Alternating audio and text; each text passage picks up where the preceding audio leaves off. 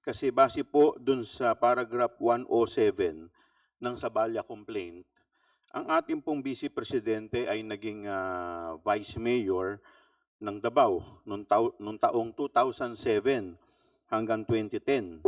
At siya rin po ay naging alkalde ng Davao mula 2010 hanggang 2013, 2016 hanggang 2019, at 2019 hanggang 2022. But I notice, Madam Chair, ang naibigay lamang sa ating mga dokumento dito ay mula 2016 hanggang 2024. Pwede ko po bang malaman, nasan po yung SALN nung taong 2007 hanggang 2015 nung ang ating pong Vice President ay Vice Mayor at Mayor ng Davao? Isang ano lang ho, no? Isang paglilinaw. Kasama ko po dito ang aming opisyal ng Ombudsman, si Attorney Karen Batu ng Central Records Division upang sumagot po sa mga tanong na partikular tungkol po sa mga dokumento sapagkat hindi ko po nakikita itong mga dokumentong ito sapagkat iba po ang aking ginagawa sa Office of the Ombudsman. Maaari po, ipasa na po ang mikropono kay Attorney Karen Batu. We recognize Attorney Batu. Please answer the question. Good morning, Your Honor. Based po dun sa submission namin earlier before the proceedings, kasama po sa sinabit namin yung 2007 to 2012 SALN ng ating Vice President. May certification din po tayo na yung subpoena po kasi is from 2007 to 2013, 2016 to 2022. So yung 2015 po hindi po kasama sa mga sinasubmit sa Office of the Ombudsman. Ang kulang lang po sa mga sinubmit namin. Attorney Batu, if I may interrupt, kindly speak closer to the microphone. Sige po. Sorry po. Ulitin ko po, Your Honor, ang meron po kaming sinubmit 2007 to 2012. Yung pong mga SALN na yon came from our area office from the Mindanao. Kasi sila po yung repository or custodian ng SALN during the time na City Vice Mayor and Mayor po yung ating Vice President. So we requested pa po. So kasama po yun ngayon sa sinubmit namin. Nandun po yun sa submission namin before the proceedings. Okay, kasi meron lamang po ako dito is 2016 hanggang 2024. Kasama po yun sa binigay po namin sa COMSEC ngayon. Okay. Anyway, with that, siguro magsisimula na lang akong magtanong from 2016 to 2024 dahil yun lang ang meron akong record dito at hindi po sa akin na ibigay ng... If I may interrupt, Honorable Chua. COMSEC, please be directed to provide copy of the SALN submitted by the OMB to the justice members. 1 and minute later recess. to the complainant and the respondent. Thank you. 2000.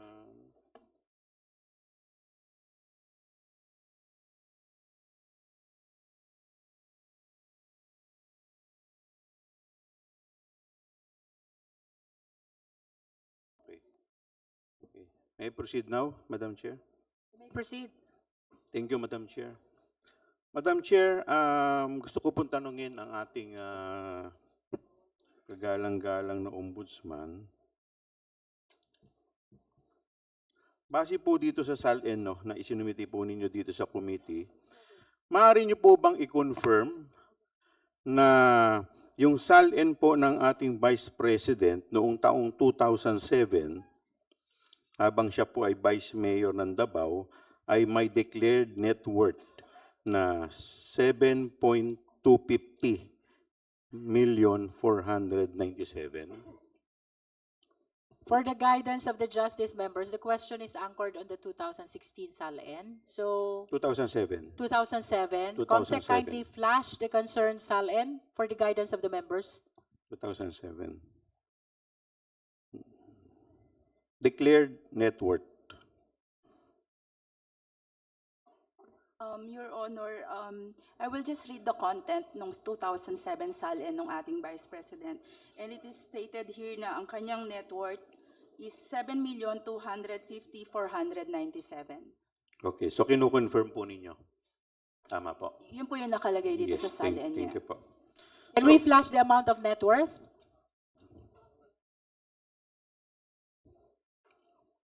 There, 7,250,000. All right. So dito po sa 7,250,000 sa kanya pong SALN, magkano po yung kanyang dineklara na cash at saka cash deposit?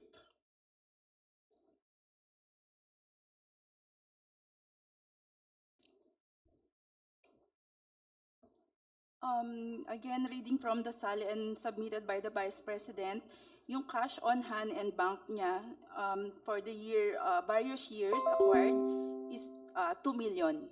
2 million. Okay, thank you po. Doon po sa kanyang 2008, sabi po niya, ang declared net worth po ng ating Vice President at that time, Vice Mayor po siya, noong 2008, is 18.493,616.65. Tama po ba to? Do you confirm this?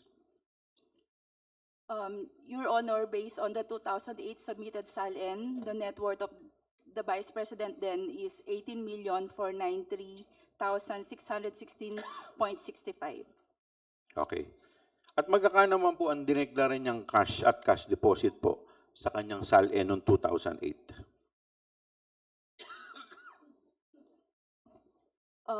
Ang declaration po niya dito sa kanyang 2008 SALN is 2 million din po, Your Honor.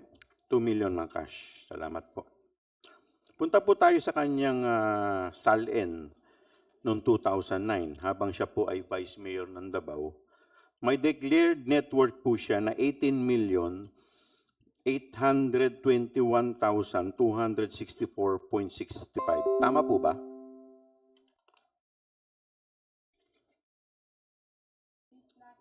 Please flash 2009 SALN. Your Honor, again, reading from the 2009 submitted SALN of the Vice President, ang kanyang net worth then is 18,281,264.65. 18 million 281,264.65. at 281, sorry. Okay. At magkano naman po ang kanyang dineclare na cash at cash deposit po dito? Based on the submission of the Vice President, the cash on hand bank was 2,800,000 po. 2,800,000. Maraming salamat po. Dumako naman po tayo sa 2010 na SALN ng ating Vice President habang siya po ay Vice Mayor ng Davao.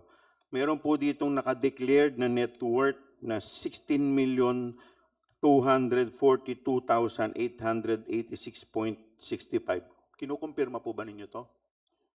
Your Honor, again, based on the submission of the 2010 SALN by the Vice President, her net worth then was 16,242,886.65. Maraming salamat po. At magkakano naman po yung halaga na idineklara niya na cash at cash deposit po sa kanyang SALN noong 2010 SALN? Based on her submission, the cash on hand bank during the time was 3,661,622. Alright, maraming salamat po. Dumako naman po tayo sa 2011 na SALN po ng ating Vice President habang siya po ay Vice Mayor ng Davao. May declared net worth po siya na 14,271,148.45. Kinukumpirma po ba ninyo to? Your Honor, reading from the from the 2011 SALN submitted by the Vice President, her net worth then was declared as 14,271,148.46. At magkano naman po ang halaga ng kanya na dineklara po niyang cash at cash deposit sa kanya pong SALN noong 2011? The declared cash on hand bank for the 2011 SALN was 3,931,125.80. Okay. Dumako naman po tayo sa kanyang 2012 na SALN habang siya po ay Vice Mayor ng Davao. Meron po siya ditong declared net worth na 22,116,101.93. Kinukumpirma po ba ninyo to? Again, Your Honor, reading from the submitted 2012 SALN of the Vice President, her declared net worth was 22,116,101.93. At magkano po yung kanyang dineklarang cash at cash deposit po sa nasabing taon, 2012?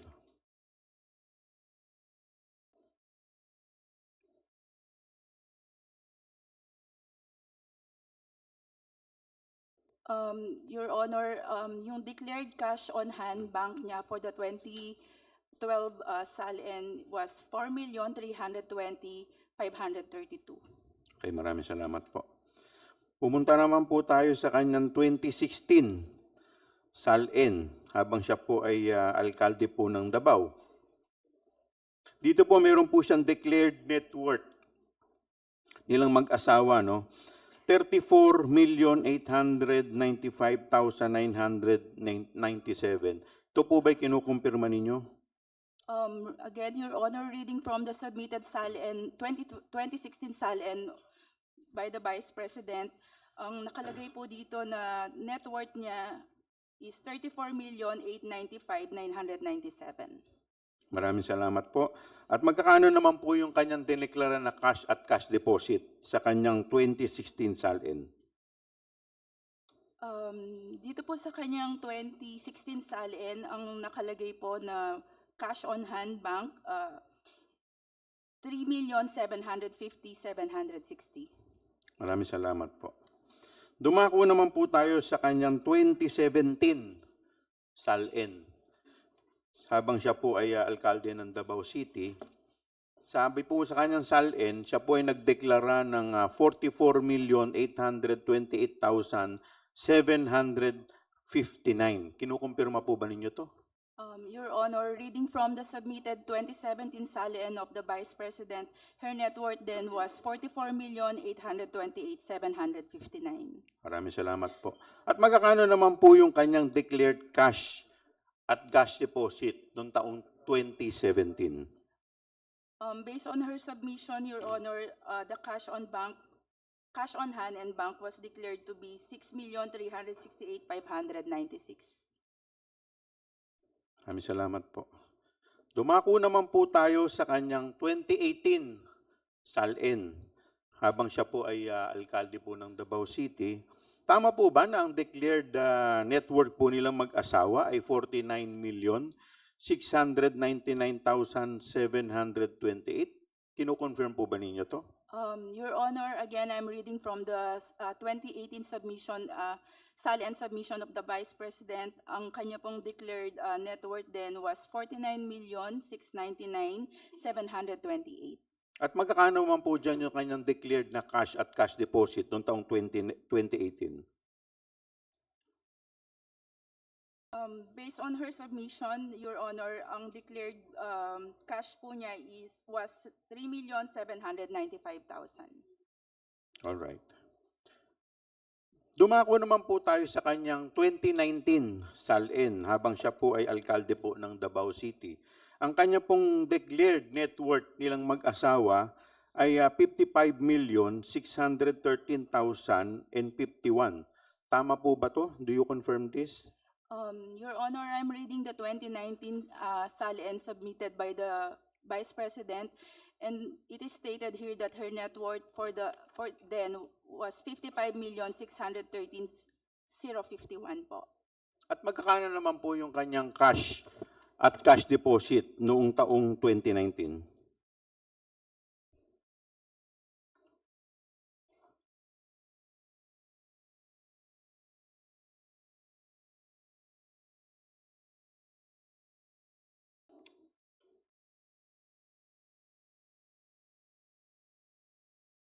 Your Honor, based po dito sa submission niyo ng 2019 SALN, wala po nakadeclare na cash on hand. Wala or po, bank. walang cash or cash deposit na diniklara? 2019. Tignan po ninyo na maigi.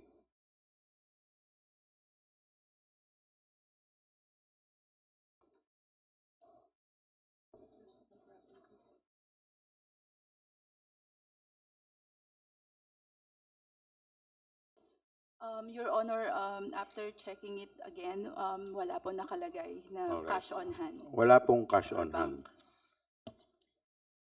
Dumako po tayo sa kanyang 2020 na SALN habang siya po ay alkalde ng Davao. Meron po siyang dineclare na net worth nilang mag-asawa, 56,583,735.01. Kinukonfirma po ba ninyo to?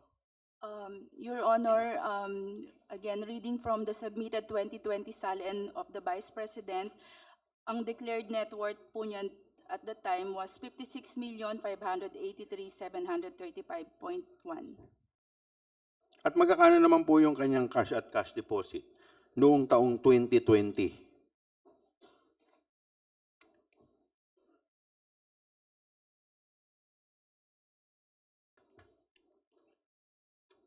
Your Honor, based on this 2020 SALN, wala pong nakadeclare na cash on hand or cash deposit ang Vice Wala rin President. pong cash tsaka cash deposit. Yes, Your Honor. Okay. Paki-double check po ninyo.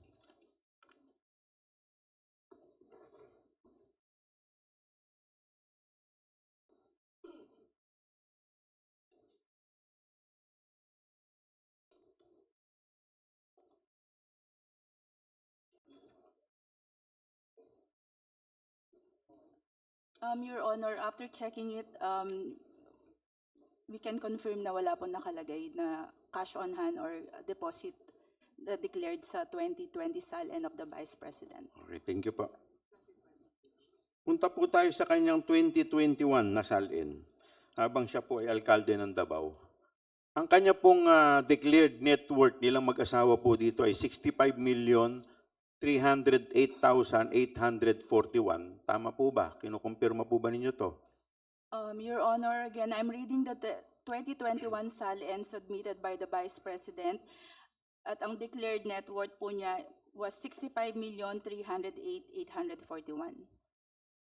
At magkakano naman po yung kanyang declared na cash at cash deposit sa kanyang SALN noong 2021?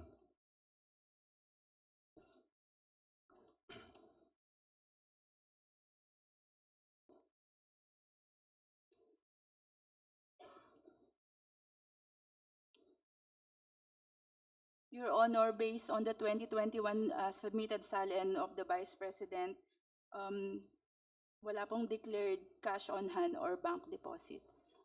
So 3 taon na po, nawala siyang declared, 19, 20, 21, tama po ba? Based on the submitted SALN, Your Honor. Okay, thank you. Dumako naman po tayo sa kanyang 2022 na SALN habang siya po ay Vice President. Ang kanya pong declared net worth nilang mag-asawa ay 71,058,841. Tama po ba? Do you confirm this? Your Honor, again, I'm reading the 2022 SALN submitted by the Vice President at ang kanyang declared net worth for that year was 71,058,841. At magkakano po yung kanyang declared na cash at cash deposit noong taong 2022?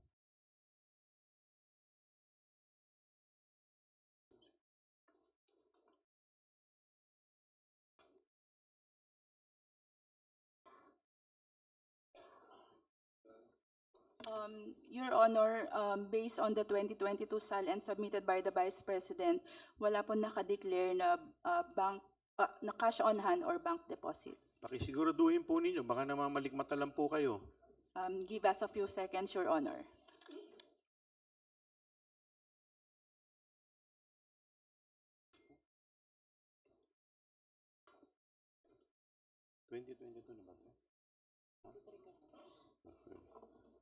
As noted by Congressman Chel Jokno. Your And Honor, Congressman- based on our second look for this SALN, wala din po talaga nakalagay na cash on hand or bank deposit. Okay, so pupunta po tayo sa 2023. Dito po, meron pong sa kanyang SALN, meron po siyang declared net worth nilang mag-asawa, no? 77,508,841. Do you confirm this? Your Honor, based on the submitted 2023 SALN of the Vice President, ang nakalagay po na net worth niya for that year was 77,508,841. At magkakano naman po yung kanyang declared na cash at cash deposit noong taong 2023?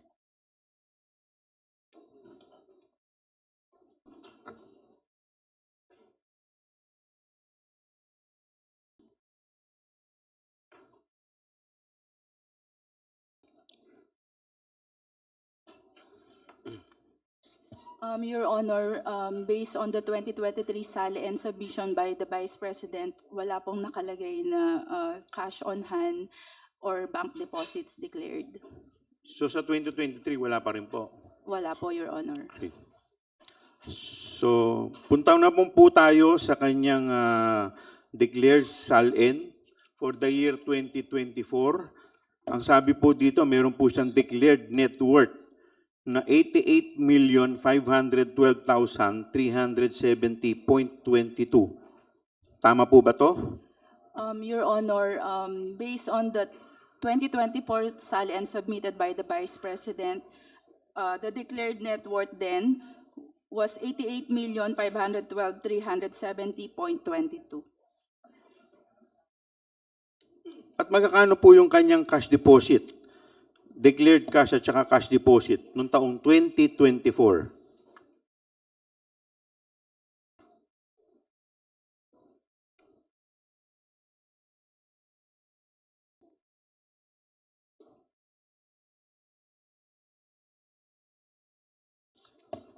Your Honor, reading from the 2024 SALN of the Vice President, wala pong nakadeclared na cash on hand or bank deposit for that year. Wala pa rin po. Yes, Your Honor. So sa madaling salita, yung kanya pong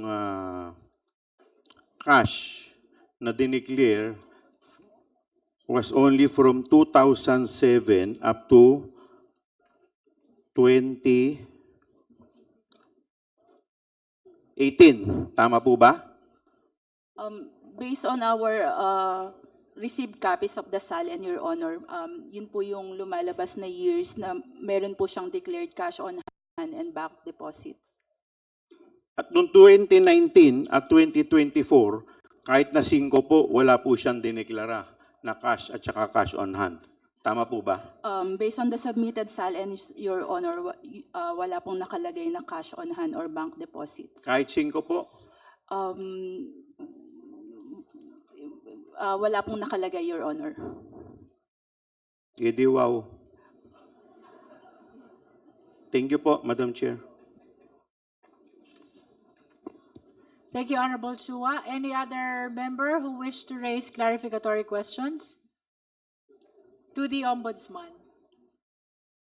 Any